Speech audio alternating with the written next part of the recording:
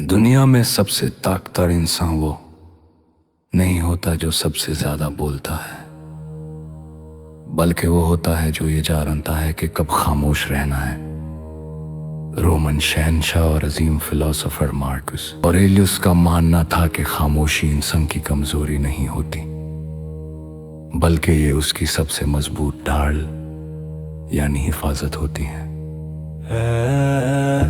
आज हम Marcus Aurelius की किताब मेडिटेशन से खामोशी के 5 ऐसे सबक सीखेंगे जो आपकी सोच, आपके रवैये और आपकी जिंदगी बदल सकते हैं। सबक नंबर 1, फजूल अल्फाज से बचाव।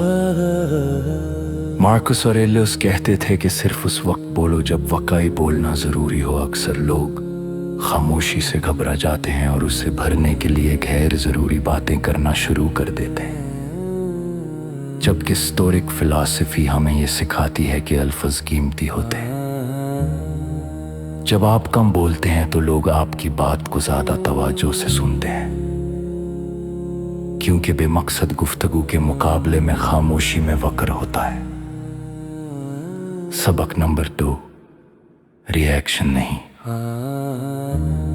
जब कोई आप पर तनकीद करे या आपका मजाक उड़ाए तो फौरन जवाब देना हमारी आदत बन चुकी होती है, लेकिन मार्कस ऑरेलियस कहते हैं कि बेहतरीन बदला यह है कि आप उस जैसे ना बने जिसने आपको तकलीफ दी।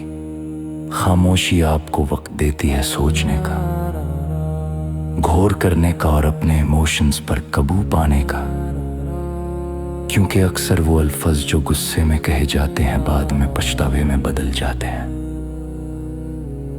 सबक नंबर 3, खामोशी में कामयाबी।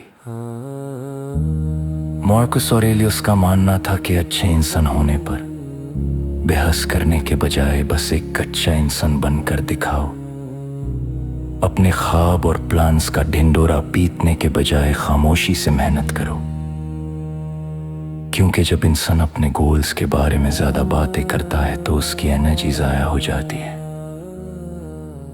खामोशी से कामयाबी हासिल करो, तुम्हारा काम खुद बोलेगा। सबक नंबर 4, नेकी ताकत। हमें 2 कान और 1 ज़बान इसलिए दी गई है ताकि हम बोलने से ज्यादा सुन सकें।